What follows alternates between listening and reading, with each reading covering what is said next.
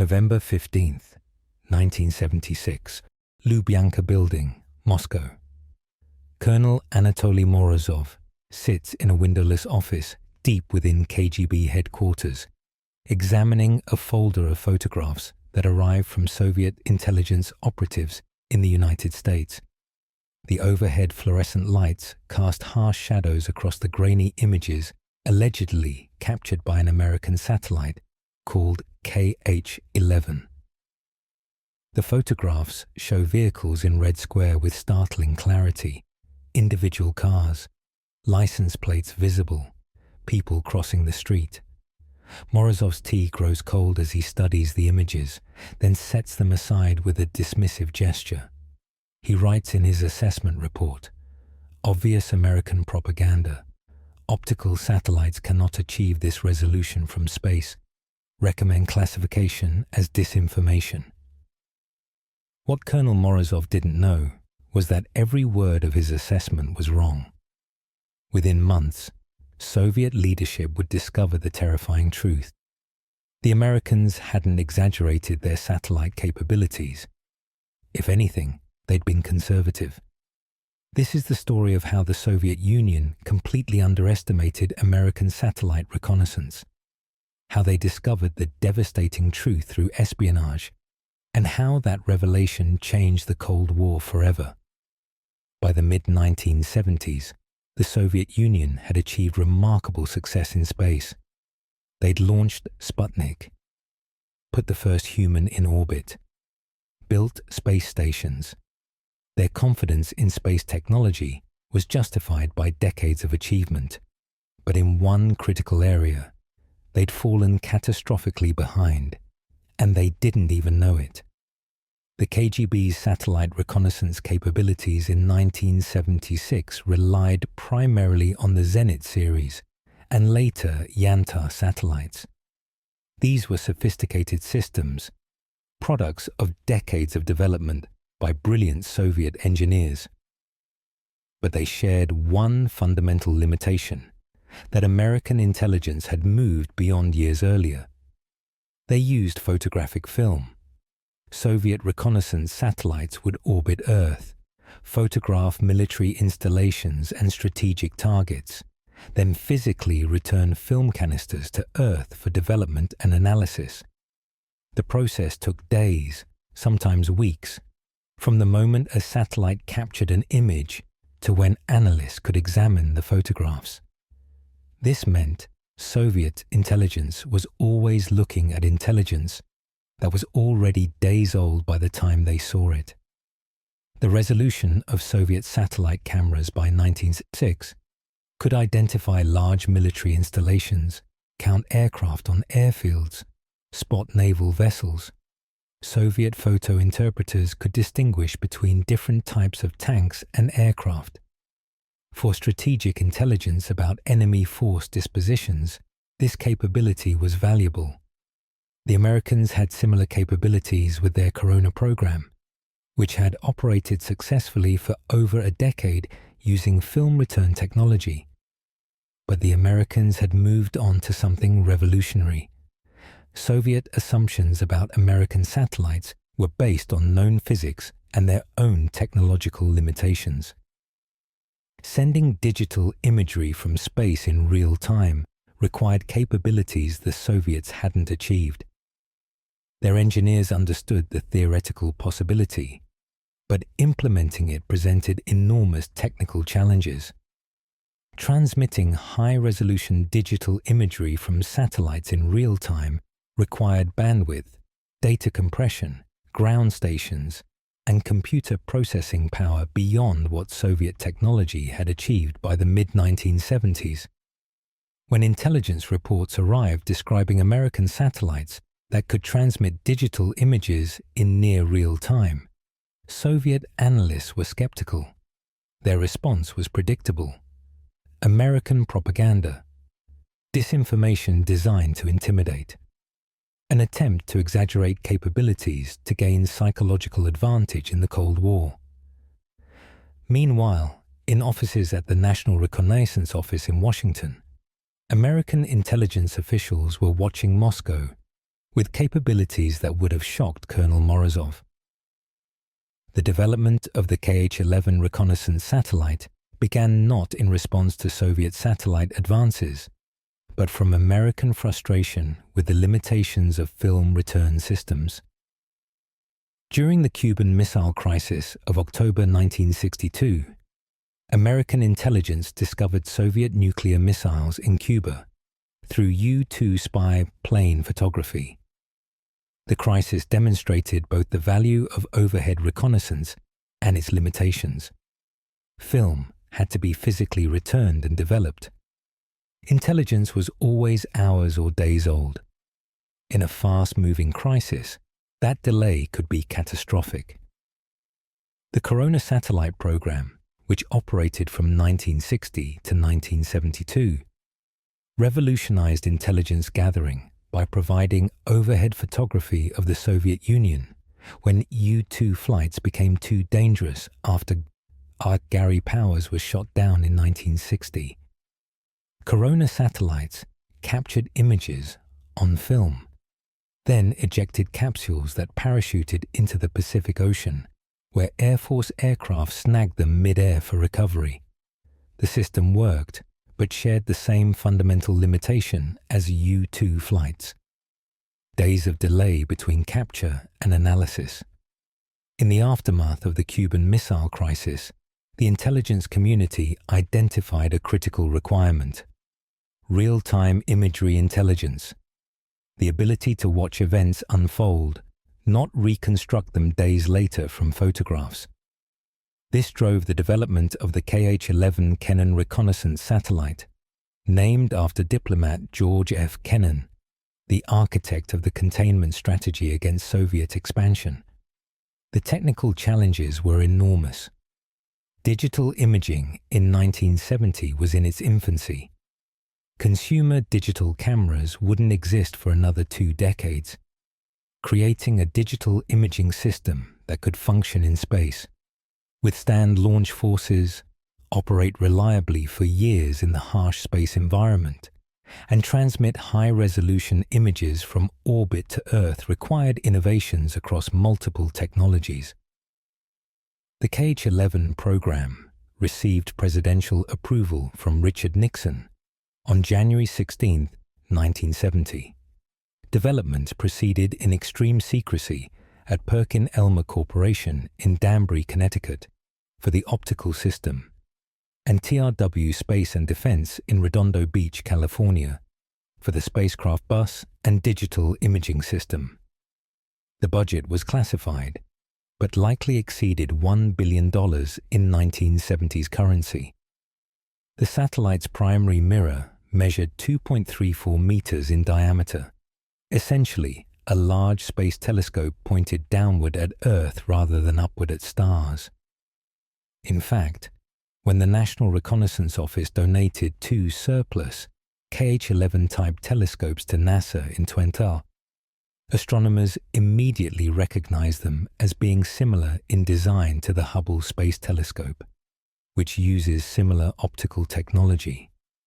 The difference: Hubble looks at distant galaxies, KH-11 satellites look at Earth. The KH-11's revolutionary feature was its digital imaging system, using charge-coupled devices, or CCDs, that converted optical images directly into digital data. This eliminated film entirely.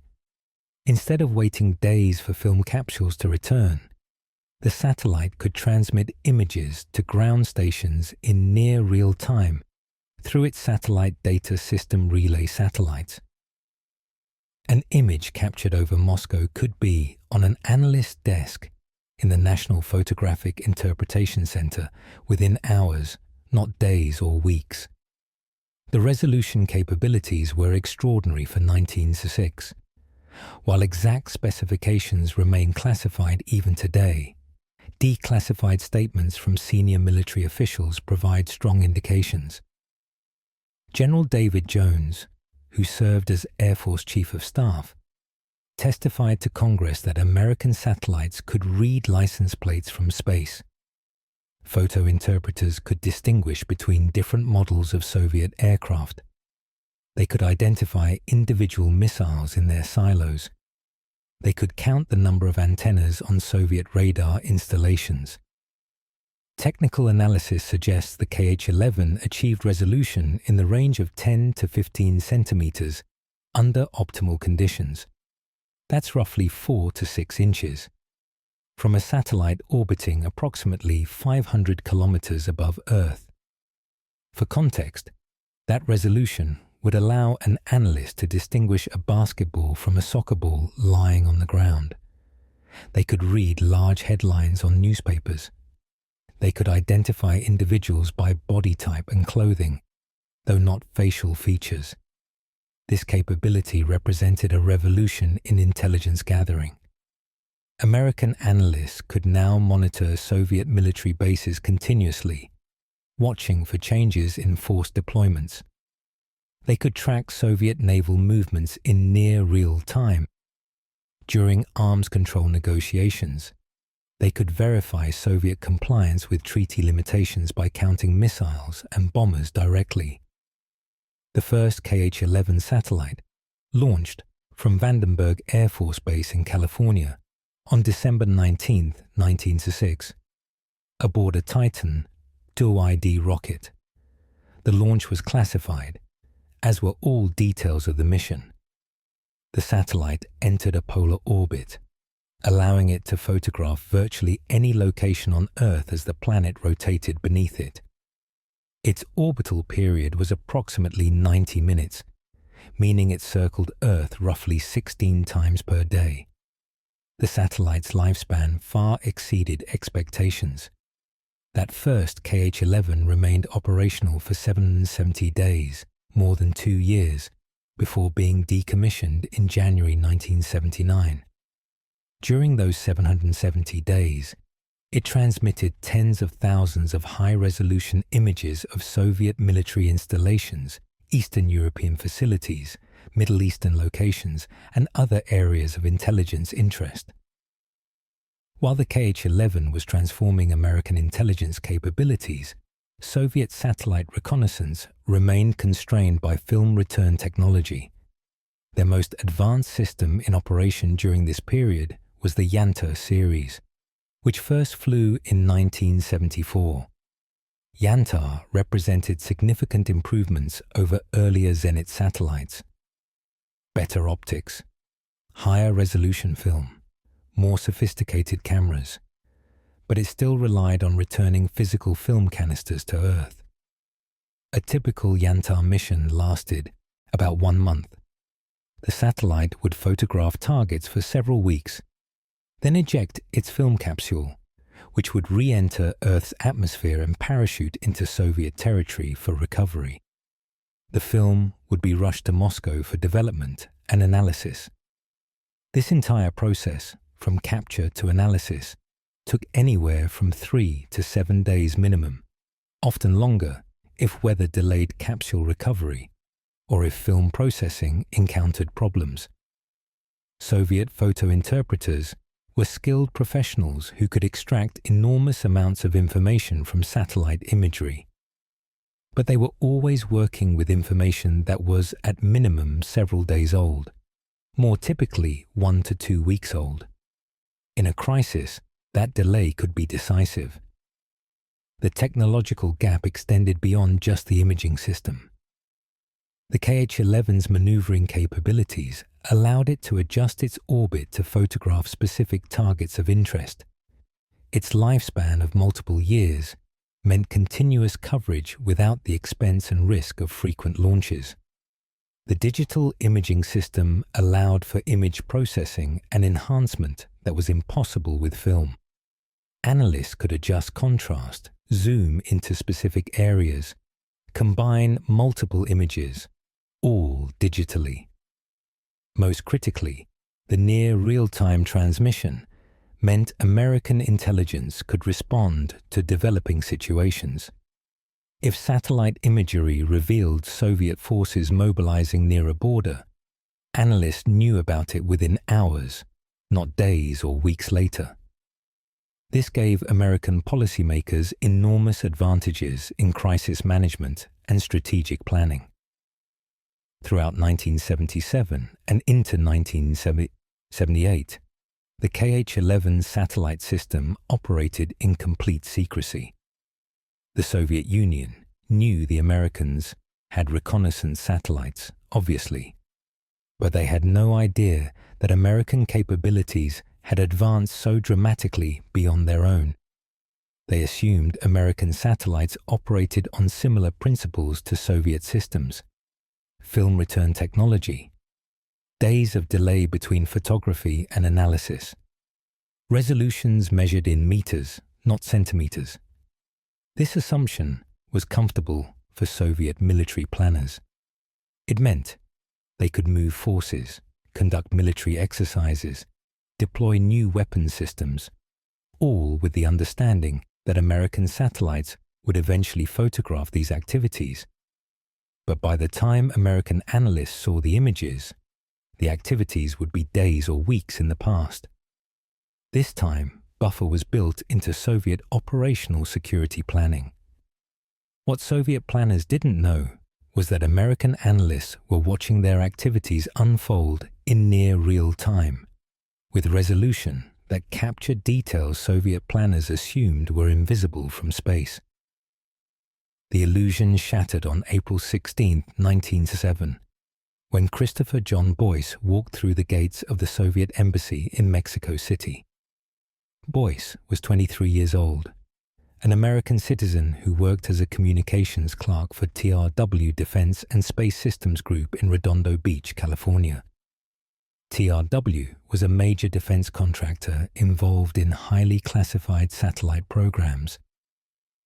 Boyce's security clearance gave him access to extremely sensitive information, including details about the KH-11 reconnaissance satellite program. His friend Andrew Dalton Lee had connections with Soviet intelligence through small-time drug dealing that had brought him into contact with Soviet operatives. What motivated Boyce to commit espionage remains disputed. He later claimed disillusionment with American foreign policy after reading classified cables. Federal prosecutors argued he was motivated by money and ego. Whatever his reasoning, the damage he caused to American intelligence was catastrophic. On that April day in Mexico City, Boyce delivered to Soviet intelligence officers detailed technical information about American reconnaissance satellites, including the KH-11 program. He provided information about satellite capabilities, orbital parameters, transmission frequencies, ground station locations, and most damaging, specific details about the KH-11's resolution and real-time digital imaging capabilities. For Soviet intelligence, this information was earth-shattering, not because it revealed the existence of American reconnaissance satellites, which they'd known about for years, but because it revealed capabilities they'd dismissed as impossible or years away from deployment. The Americans weren't limited to film return systems. They had digital imaging working in space. They could transmit high-resolution images in near real time, and their resolution was far better than Soviet analysts had estimated. The intelligence coup was compounded by another American who sold KH-11 secrets to the Soviets.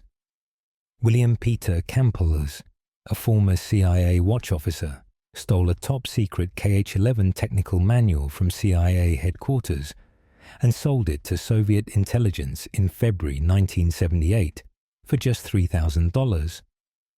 The manual contained detailed specifications of the satellite's capabilities, confirming the information Boyce had provided the previous year. Soviet analysts now had detailed, authoritative information about American satellite capabilities, and it forced them to re-evaluate every assumption about American intelligence collection. If the Americans could see license plates from space, what else could they see? If they could transmit images in real time, How much of Soviet military activity had they been watching unfold live? If their satellites could operate for years without refueling or film replacement, how continuous was American surveillance? The answers were disturbing. The KH-11 had been operational for months before the Soviets learned of its true capabilities. That meant months of Soviet military activities that leadership assumed were hidden from American eyes had actually been photographed in extraordinary detail. Missile deployments, troop movements, naval operations, nuclear weapons facilities, aircraft deployments, everything. Soviet military planners immediately began reviewing operational security procedures. If American satellites could achieve resolution measured in centimeters rather than meters, camouflage and concealment techniques designed for lower resolution imaging were inadequate. Portable missiles that could be hidden under cover between satellite passes weren't hidden at all if American satellites were watching in near real time. The KGB immediately launched damage assessment operations. What had the Americans seen? Which installations had been compromised? How much intelligence had been gathered? These questions were urgent because Soviet military planners had operated under false assumptions about American capabilities for potentially years. One specific incident revealed the practical impact. During testimony to Congress, General David Jones described how American satellites had photographed Soviet missile silos with their hatches open. The Soviets hadn't bothered to close them because they assumed American satellites, like Soviet satellites, lacked the resolution to see inside the silos. Why bother closing hatches against satellites that couldn't see the details anyway? But KH-11 could see inside. American analysts could photograph the actual missiles, count them, identify them by type, assess their readiness status, all from space, all in real time. Soviet attempts to develop countermeasures faced the same technological limitations that had prevented them from building equivalent satellites. They lacked the digital imaging technology, the data transmission bandwidth, the ground processing infrastructure. Playing catch-up would take years, possibly decades. Meanwhile, American reconnaissance satellites continued operating with capabilities the Soviets couldn't match. The Yantar series continued to improve throughout the late 1970s and 1980s. Soviet engineers weren't incompetent. They were constrained by available technology and industrial capabilities. By the early 1980s, they developed limited digital imaging capabilities. But these never matched American systems. Soviet digital imaging satellites had lower resolution, shorter lifespans, and less sophisticated data transmission than American systems. More critically, the Soviets never fully closed the intelligence gap. Each American advance in satellite technology was matched by a Soviet response, but always years behind. When the United States deployed more advanced KH-11 variants with improved resolution and capabilities, the Soviets were still trying to match the capabilities of the first KH-11 from 1906. This persistent gap created what intelligence analysts call asymmetric intelligence advantages. The United States knew more about Soviet military capabilities than the Soviets knew about American capabilities. During arms control negotiations, American negotiators had comprehensive intelligence about Soviet nuclear forces, delivery systems, and military deployments. Soviet negotiators worked with far less complete intelligence about American capabilities. The intelligence advantage extended beyond pure military applications. Economic intelligence about Soviet industrial production, agricultural output, infrastructure development, all became visible to American satellites. strategic warning of Soviet military exercises or force mobilizations gave American planners time to respond. Soviet planners had far less warning time about American actions. Christopher Boyce and Andrew Dalton Lee were arrested on January 16, 1907, just 9 months after their espionage began. Federal prosecutors called their espionage one of the most damaging intelligence breaches of the Cold War. Boyce was convicted and sentenced to 40 years in prison. Lee received life imprisonment. Both convictions were based partly on the enormous damage their espionage caused to American intelligence operations. William Campales was convicted on November 17, 1978, and sentenced to 40 years in prison. The Washington Post reported that his theft of the KH-11 manual led Soviets to understand American satellite capabilities they'd previously dismissed as impossible. Both the Boyce and Campales cases revealed how insider threats could compromise even the most highly classified programs. But by the time these men were convicted, the damage was done. The Soviets knew about KH-11 capabilities. They knew they were being watched by satellites far more capable than they'd imagined. They knew their assumptions about American intelligence had been wrong. What Soviet leadership said publicly about American reconnaissance satellites during the Cold War was limited. Official Soviet statements dismissed Western technical capabilities as exaggerations or propaganda. The Soviet press ridiculed American satellite programs as wasteful and ineffective. This was standard Cold War posturing, designed to minimize the perceived advantage of American technology. But internal Soviet assessments told a different story. Declassified documents from the late Soviet period reveal that military planners and intelligence officials understood the significant gap in reconnaissance capabilities. They knew American satellites could see more, transmit faster, and operate longer than Soviet systems. They knew this gave the United States decisive advantages in intelligence gathering. General David Jones, speaking to Congress in 1978 after the Campales case became public, acknowledged the damage, but noted that American reconnaissance satellites continued to provide invaluable intelligence. His testimony, while carefully worded to avoid revealing additional classified details, confirmed the extraordinary capabilities of the KH-11 system. He specifically mentioned the ability to monitor Soviet compliance with arms control agreements through satellite verification, something that would have been impossible without high-resolution, near real-time intelligence. One particularly telling incident involved Soviet nuclear forces. American satellites detected that Soviet missile silo hatches were frequently left open, sometimes for extended periods. When asked about this, Soviet officials claimed it was for maintenance purposes. American intelligence understood the real reason. The Soviets hadn't bothered closing the hatches because they assumed American satellites lacked the resolution to see inside anyway. Why waste time and resources closing hatches if the enemy couldn't see what was inside?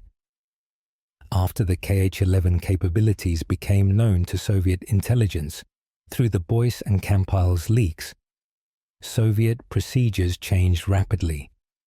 Missile silo hatches were closed when satellites were overhead. Mobile missiles were concealed more carefully. Aircraft were moved into shelters. But these measures came too late.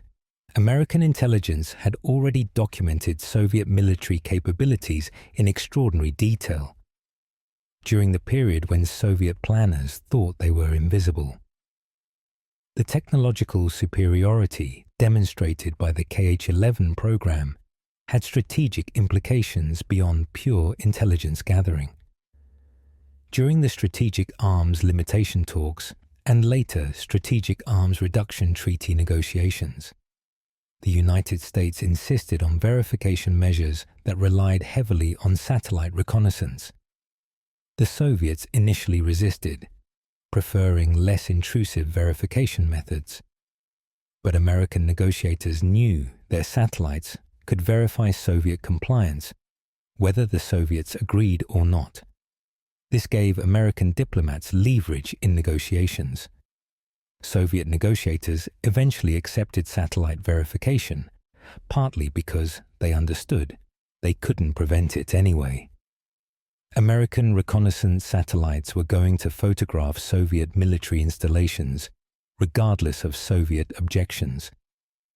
Better to formalize verification procedures and gain reciprocal access to verify American compliance than to resist futilely. The KH-11 program continued through multiple iterations and improvements.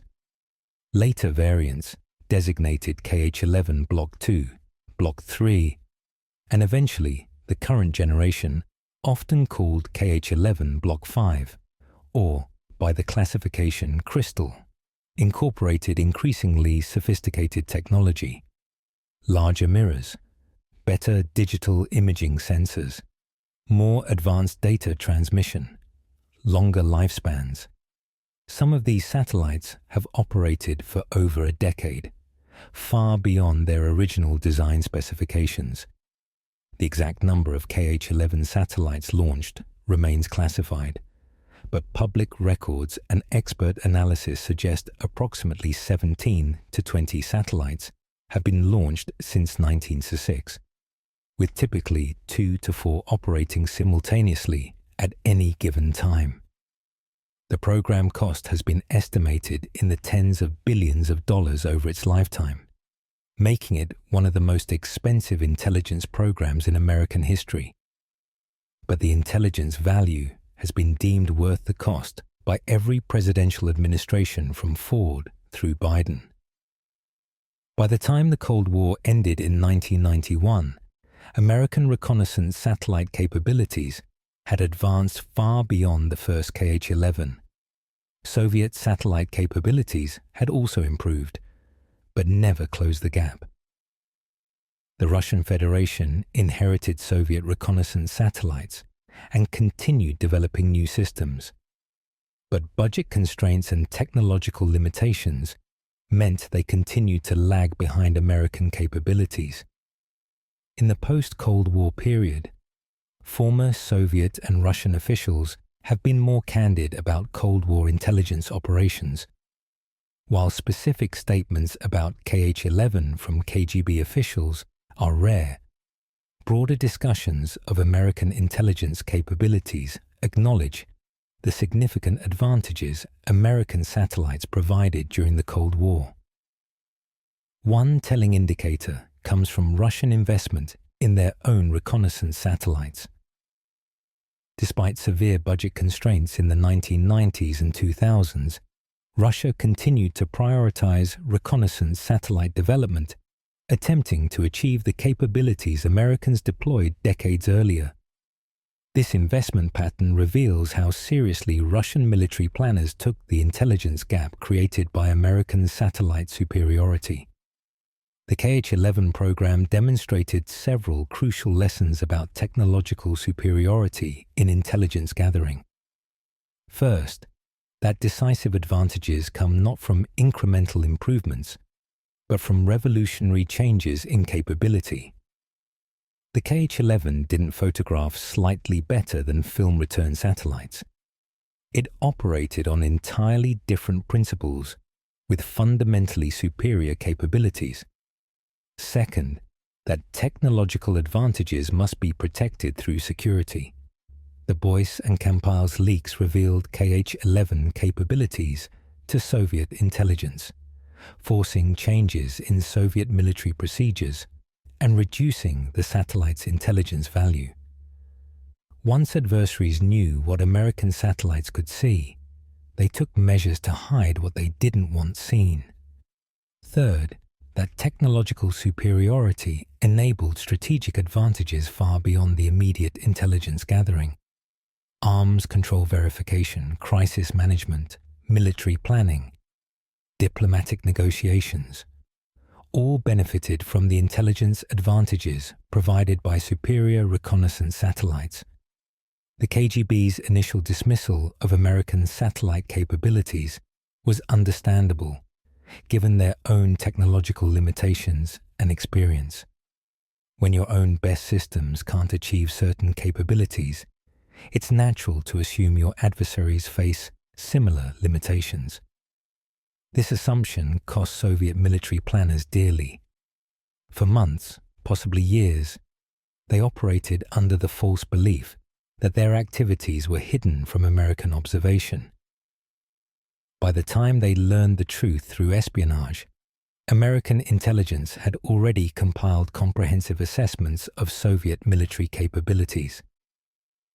Colonel Anatoly Morozov, sitting in his Lubyanka office in November 1906, represented the Soviet intelligence establishment's genuine beliefs about American capabilities. His dismissal of the KH-11 photographs as propaganda wasn't stupidity or incompetence. It was rational analysis based on Soviet understanding of satellite technology. What he and his colleagues didn't know was that American engineers had solved problems Soviet engineers were still working on. By the time they discovered the truth, the intelligence damage was already done. The KH-11 program continues today under various classifications and designations. Modern American reconnaissance satellites incorporate technologies that would seem magical to engineers working on the first KH-11 in 1906. Higher resolution, more sophisticated image processing, better sensors, longer lifespans. But the fundamental advantage established by that first KH-11 launch on December 19, 1906 remains. The United States can see more, see it clearer, and see it faster than any potential adversary. Soviet military planners laughed at American satellite photos in 1906, dismissing them as propaganda and exaggeration. Within 2 years, they understood the terrible truth. The Americans weren't exaggerating. If anything, they'd been understating their capabilities. That realization changed Soviet military planning, operational security, and strategic thinking for the remainder of the Cold War. The lesson remains relevant. Never assume your adversary faces the same limitations you do. Never dismiss reports of superior capabilities as propaganda without thorough investigation, and never underestimate the strategic value of being able to watch your opponent while they believe they're hidden. The KGB learned that lesson in 1907 and 1978. By then, it was far too late to close the intelligence gap they hadn't known existed.